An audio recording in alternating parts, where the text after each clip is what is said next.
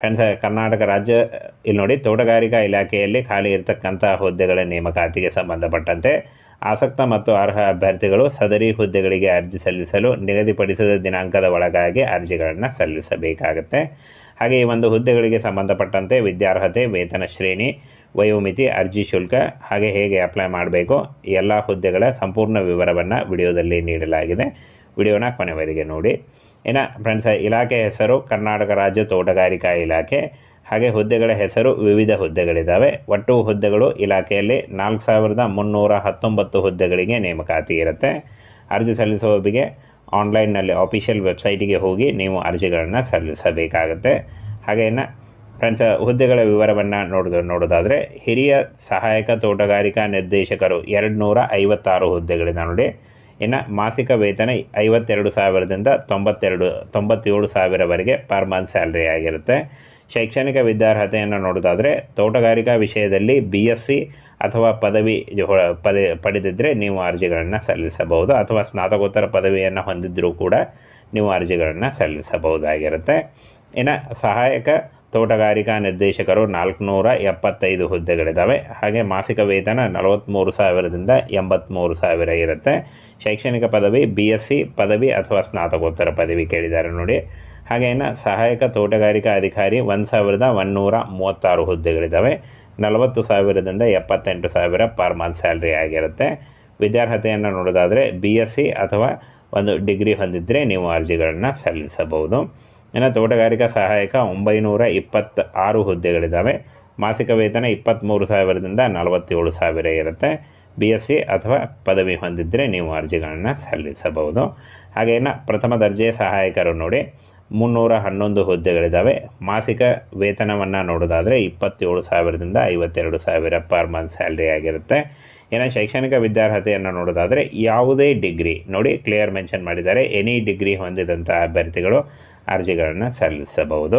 ಹಾಗೆ ಶೀಘ್ರ ಲಿಪಿಗಾರರು 11 ಹುದ್ದೆಗಳಿದ್ದಾವೆ. 27,000ದಿಂದ 52,000 per month salary ಆಗಿರುತ್ತೆ. ಶೈಕ್ಷಣಿಕ ವಿದ್ಯಾರ್ಹತೆ PUC ಉತ್ತೀರ್ಣರಾಗಿದ್ದರೆ ನೀವು ಅರ್ಜಿಗಳನ್ನು ಸಲ್ಲಿಸಬಹುದು. ಹಾಗೆ ಕನ್ನಡ ಒಂದು ಬೆರಳಚ್ಚು ಹೊಂದಿದ್ದರೂ ಕೂಡ ನೀವು ಅರ್ಜಿಗಳನ್ನು ಸಲ್ಲಿಸಬಹುದಾಗಿರುತ್ತೆ. ಹಾಗೆ ದ್ವಿತೀಯ ದರ್ಜೆ ಸಹಾಯಕರು ನೋಡೋದಾದರೆ ಇಲ್ಲಿ ನೋಡಿ 271 ಹುದ್ದೆಗಳಿದ್ದಾವೆ. ಹಾಗೆ ಮಾಸಿಕ ವೇತನ 21,000ದಿಂದ 42,000 ಇರುತ್ತೆ. ಶೈಕ್ಷಣಿಕ ವಿದ್ಯಾರ್ಹತೆ ದ್ವಿತೀಯ PUC ಹೊಂದಿದ್ದರೂ ಕೂಡ ನೀವು ಅರ್ಜಿಗಳನ್ನು ಸಲ್ಲಿಸಬಹುದು. ಇನ್ನು ಫ್ರೆಂಡ್ಸ್, ದತ್ತಾಂಶ ನಮೂದಕಾರರು ಅಂತ ಕೊಟ್ಟಿದ್ದಾರೆ ನೋಡಿ. ಇಲ್ಲಿ ನೋಡಿ, ದತ್ತಾಂಶ ನಮೂದ ಸಹಾಯಕರು, ಇದು ಬೆರಳಚ್ಚು ಸಹಾಯಕರು ಅದೇ ಟೈಪ್ನಲ್ಲಿ ಇರುತ್ತೆ. ಹಾಗೆ 58 ಹುದ್ದೆಗಳಿದ್ದಾವೆ. 21,000ದಿಂದ 42,000 PUC ಮಾಡಿದರೆ ನೀವು ಅರ್ಜಿಗಳನ್ನು ಸಲ್ಲಿಸಬಹುದು. ಹಾಗೆ ವಾಹನ ಚಾಲಕರು 87 ಹುದ್ದೆಗಳಿದ್ದಾವೆ. 21,000ದಿಂದ 42,000 SLC ಮಾಡಿದರೆ ಅರ್ಜಿಗಳನ್ನು ಸಲ್ಲಿಸಬಹುದು. ಹಾಗೆ ಲಘು ವಾಹನ driving licence LMV light motor vehicle ನೀವು ಅಂದರೆ ಡ್ರೈವಿಂಗ್ ಲೈಸೆನ್ಸನ್ನು ಹೊಂದಿದ್ದರೆ ನೀವು ಅರ್ಜಿಗಳನ್ನು ಸಲ್ಲಿಸಬಹುದು. ಹಾಗೆ ಲ್ಯಾಬ್ ಅಸಿಸ್ಟೆಂಟ್ 13 ಹುದ್ದೆಗಳಿದ್ದಾವೆ ನೋಡಿ. ಲ್ಯಾಬ್ ಅಸಿಸ್ಟೆಂಟ್ PUC ಜೊತೆಗೆ ಅಂದರೆ ಡಿಪ್ಲೊಮಾ ಅಥವಾ PUC ಮಾಡಿದರೂ ನೀವು ಲ್ಯಾಬ್ ಅಸಿಸ್ಟೆಂಟ್ ಹುದ್ದೆಗಳಿಗೆ ಅರ್ಜಿಗಳನ್ನು ಸಲ್ಲಿಸಬಹುದು. 18,000ದಿಂದ 32,000 ಪರ್ ಮಂತ್ ಸ್ಯಾಲ್ರಿ ಆಗಿರುತ್ತೆ. ಇನ್ನು ಇಲ್ಲಿ ನೋಡಿ, ಜೇನು ಕೃಷಿ ಒಂದು ಸಹಾಯಕರು ಅಂತ ಕೊಟ್ಟಿದ್ದಾರೆ ನೋಡಿ. 20 ಹುದ್ದೆಗಳಿದ್ದಾವೆ ನೋಡಿ. ಟೋಟಲಾಗಿ 20 ಹುದ್ದೆಗಳಿದ್ದಾವೆ. 18,000ದಿಂದ 32,000 ಪರ್ ಮಂತ್ ಆಗಿರುತ್ತೆ. ಇನ್ನು SLCಯಲ್ಲಿ ತೇರ್ಗಡೆಯನ್ನು ಹೊಂದಿದಂಥ ಅಭ್ಯರ್ಥಿಗಳು ಅರ್ಜಿಗಳನ್ನು ಸಲ್ಲಿಸಬಹುದಾಗಿರುತ್ತೆ. ಹಾಗೆ ಜವಾನ ಹುದ್ದೆಗಳು 98 ಹುದ್ದೆಗಳಿದ್ದಾವೆ. 17,000ದಿಂದ 28,000 ಪರ್ ಮಂತ್ ಸ್ಯಾಲ್ರಿ ಆಗಿರುತ್ತೆ. ಇನ್ನು SLC ಹೊಂದಿದಂಥ ಅಭ್ಯರ್ಥಿಗಳು ಅರ್ಜಿಗಳನ್ನು ಸಲ್ಲಿಸಬಹುದು. ತೋಟಗಾರ ಸಹಾಯಕರು ನೋಡಿ, ತೋಟಗಾರ 1,774 ಹುದ್ದೆಗಳಿದ್ದಾವೆ. 17,000ದಿಂದ 28,000 ಇರುತ್ತೆ.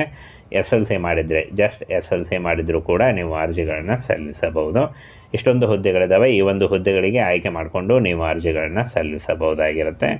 ಹಾಗೆ ಕಾವಲುಗಾರ ಹುದ್ದೆಗಳಿವೆ ನೋಡಿ, 29 ಹುದ್ದೆಗಳಿದ್ದಾವೆ. ಮಾಸಿಕ ವೇತನ 17,000ದಿಂದ 28,000 ಇರುತ್ತೆ.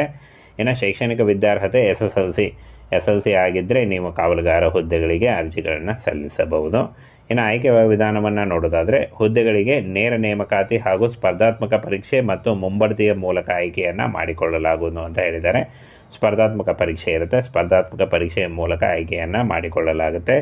ಹಾಗೆ ಈ ಒಂದು ಹುದ್ದೆಗಳಿಗೆ ಅರ್ಜಿ ಸಲ್ಲಿಸುವಂಥ ಅಭ್ಯರ್ಥಿಗಳಿಗೆ ಯಾವುದೇ ರೀತಿಯ ಅರ್ಜಿ ಶುಲ್ಕ ಇರುವುದಿಲ್ಲ. ಅರ್ಜಿ ಶುಲ್ಕದ ಬಗ್ಗೆ ಎಲ್ಲೂ ಮಾಹಿತಿ ಇಲ್ಲ, ನೋಟಿಫಿಕೇಷನ್ನಲ್ಲೂ ಇಲ್ಲ. ಅಂದರೆ ಒಂದು ಅರ್ಜಿ ಶುಲ್ಕ ಇರುವುದಿಲ್ಲ. ಹಾಗೇನು ಆಯ್ಕೆ ಆಗುವಂಥ ಅಂದರೆ ಒಂದು ಅರ್ಜಿ ಸಲ್ಲಿಸುವಂಥ ಅಭ್ಯರ್ಥಿಗಳಿಗೆ 18ರಿಂದ 30 ವರ್ಷದ ಒಳಗಿನವರು ಅರ್ಜಿಗಳನ್ನು ಸಲ್ಲಿಸಬಹುದು.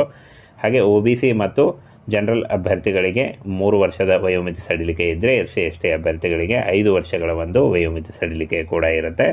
ಆನ್ಲೈನ್ ಮೂಲಕ ಅಫಿಷಿಯಲ್ ವೆಬ್ಸೈಟಿಗೆ ಹೋಗಿ ನೀವು ಅರ್ಜಿಗಳನ್ನು ಸಲ್ಲಿಸಬೇಕಾಗತ್ತೆ. ಹಾಗೇನು ಅರ್ಜಿಗಳನ್ನು ಯಾವಾಗ ಸಲ್ಲಿಸಬೇಕು ಅಂತ ನೋಡೋದಾದರೆ ಅತಿ ಶೀಘ್ರದಲ್ಲಿ ಪ್ರಾರಂಭ ಮಾಡಲಾಗುತ್ತೆ ಅಂತ ಕೊಟ್ಟಿದ್ದಾರೆ ನೋಡಿ. ಮೊದಲನೇ ವಾರ ಅಥವಾ ಕೊನೆಯ ವಾರದಲ್ಲಿ ಶುರುವಾಗುವಂಥ ಎಲ್ಲ ಸಾಧ್ಯತೆಗಳಿದ್ದಾವೆ. ಹಾಗೇನು ಫ್ರೆಂಡ್ಸ್, ಆನ್ಲೈನ್ ಮೂಲಕ ಅಫಿಷಿಯಲ್ ವೆಬ್ಸೈಟಿಗೆ ಹೋಗಿ ಅರ್ಜಿಗಳನ್ನ ಸಲ್ಲಿಸಬೇಕಾಗತ್ತೆ. ಇನ್ನು ಅರ್ಜಿ ಸಲ್ಲಿಸಲಿಕ್ಕೆ ಆಧಾರ್ ಕಾರ್ಡು ಹಾಗೆ ಲೈಟ್ ಬ್ಯಾಕ್ಗ್ರೌಂಡ್ ಇರುವಂಥ ಒಂದು ಪಾಸ್ಪೋರ್ಟ್ ಸೈಜ್ ಫೋಟೋ ಬೇಕಾಗುತ್ತೆ. ಆದಾಯ ಮತ್ತು ಜಾತಿ ಪ್ರಮಾಣ ಪತ್ರ ಬೇಕಾಗುತ್ತೆ. ಇಷ್ಟನ್ನು ತೆಗೆದುಕೊಂಡು ಮತ್ತೆ ನಿಮ್ಮ ಸ್ಕೂಲ್ ಸರ್ಟಿಫಿಕೇಟ್ಸು SLC ಅಥವಾ 8ನೇ ತರಗತಿಯ ಸ್ಕೂಲ್ ಸರ್ಟಿಫಿಕೇಟ್ ಬೇಕಾಗುತ್ತೆ. ಇಷ್ಟನ್ನು ತೆಗೆದುಕೊಂಡು ನೀವು ನೇರವಾಗಿ ಅರ್ಜಿಗಳನ್ನ ಸಲ್ಲಿಸಬಹುದಾಗಿರುತ್ತೆ.